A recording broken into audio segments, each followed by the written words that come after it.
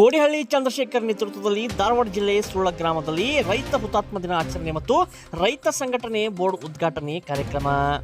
ಕರ್ನಾಟಕ ರಾಜ್ಯ ರೈತ ಸಂಘ ಹಾಗೂ ಹಸಿರು ಸೇನೆ ವತಿಯಿಂದ ಇಂದು ರೈತ ಹುತಾತ್ಮ ದಿನದ ಅಂಗವಾಗಿ ಧಾರವಾಡ ಜಿಲ್ಲೆ ಹುಬ್ಬಳ್ಳಿ ತಾಲೂಕಿನ ಸುಳ್ಳ ಗ್ರಾಮದಲ್ಲಿ ಸಂಘದ ಬೋರ್ಡ್ ಉದ್ಘಾಟನೆ ಮತ್ತು ರೈತ ಹುತಾತ್ಮ ದಿನಾಚರಣೆಯನ್ನು ಆಚರಿಸಿದರು.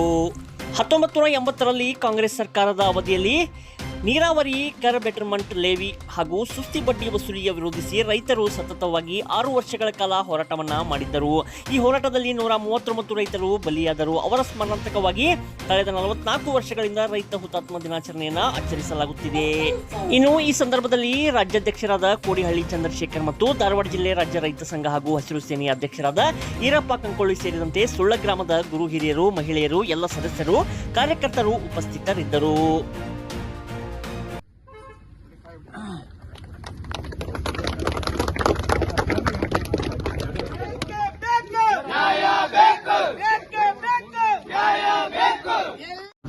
ಸ್ನೇಹಿತರೆ, ಈ ದಿನ ವಿಶೇಷವಾಗಿ 44 ವರ್ಷಗಳ ಹಿಂದೆ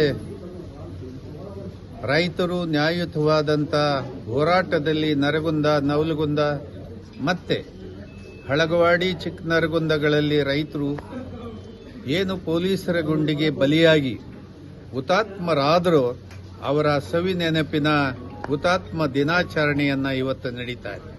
ಇದೇ ಸಂದರ್ಭದಲ್ಲಿ ಸರ್ಕಾರ MSP ಕನಿಷ್ಠ ಬೆಂಬಲ ಬೆಲೆ ಏನಿದೆ ಅದನ್ನು ಕಾನೂನಾತ್ಮಕವಾಗಿ ಜಾರಿಗೊಳಿಸಬೇಕು. ಕರ್ನಾಟಕ ಸರ್ಕಾರ ಕೃಷಿ ಕಾಯ್ದೆಯನ್ನು ಮುಂದುವರಿಸುವ ಮೂಲಕ ಈಗಾಗಲೇ 10 ಲಕ್ಷ ರೈತರು ಒಕ್ಕಲ್ತನದಿಂದ ಹೊರಗಡೆ ಬಿದ್ದಿದ್ದಾರೆ. ಈ ಕಾಯ್ದೆಯನ್ನು ವಾಪಸ್ ಪಡಿಬೇಕು. ಈಗಾಗಲೇ ರೈತರ ಸಾಲ ರೈತರಿಗೆ ದುಬಾರಿಯಾಗಿದೆ ಜೀವನ. ಆ ಕಾರಣಕ್ಕೆ ಏನು ಕಾರ್ಪೊರೇಟ್ ಕಂಪನಿಗಳಿಗೆ ಏನು 14.5 ಲಕ್ಷ ಕೋಟಿಯನ್ನ ಭಾರತ ಸರ್ಕಾರ ಕೈಬಿಟ್ಟಿದೆ. ಆ ಮೂಲಕ ಭಾರತ ದೇಶದ ಎಲ್ಲ ರೈತರ ಬೆಳೆ ಸಾಲ ಮನ್ನಾ ಆಗುತ್ತೆ. ಆ ಕೆಲಸವನ್ನ ಮಾಡಬೇಕು. ಈ ಸಂದರ್ಭದಲ್ಲಿ ಏನು ಕರ್ನಾಟಕ ಸರ್ಕಾರ ರೈತರ ಪಂಪ್ ಸೆಟ್ಗಳಿಗೆ ಆಧಾರವನ್ನ ಲಿಂಕ್ ಮಾಡಲಿಕ್ಕೆ ಹೊರಟಿದ್ದಾರೆ. ಇದನ್ನ ತತ್ಕ್ಷಣ ಕೈಬಿಡಬೇಕು. ಒಂದು ಪಕ್ಷ ಇದು ಮುಂದುವರೆದಂತ ಪ್ರಕ್ರಿಯೆ ಮುಂದುವರೆದ್ರೆ ಹೋರಾಟ ಪ್ರಾರಂಭ ಆಗ್ತದೆ. ಯಾವುದೇ ರೈತರು ಆಧಾರವನ್ನ ಲಿಂಕ್ ಮಾಡಲಿಕ್ಕೆ ಅವಕಾಶವನ್ನ ಕೊಡಬಾರದು. ಅದನ್ನು ಪ್ರತಿಭಟನೆ ಮಾಡುವ ಮೂಲಕ ತಿರಸ್ಕಾರನ ಮಾಡಬೇಕಂತೇಳಿ ರೈತರಿಗೆ ಮನವಿ ಮಾಡಿ. ನೀವು ನೋಡ್ತಿದ್ದೀರಾ, ಇದು ನ್ಯೂಸ್ 88 ಕನ್ನಡ, ಸುದ್ದಿಯ ಜೊತೆ ಸದಾ ನಿಮ್ಮೊಂದಿಗೆ.